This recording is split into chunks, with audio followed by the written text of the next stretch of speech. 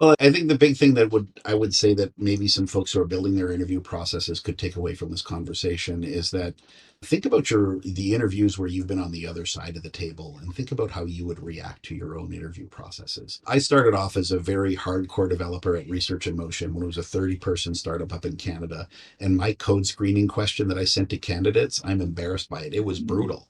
Right. It was, consider that you have a 12-bit stream of data, write a piece of code that will give me an algorithm to return whether or not you have frame sync on a packet with n bits of confidence. It was, very complicated Mhm. code, and it was what you would do in the day-to-day job, and it was something that I cleverly solved a year before that. But boy, oh boy, that's very different than what I put in front of people now. Yeah.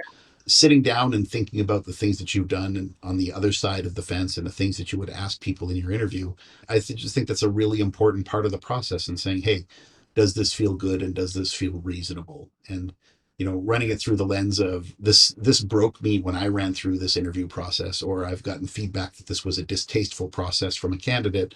Sit down and look at that and say, do I really have to do that? Yeah.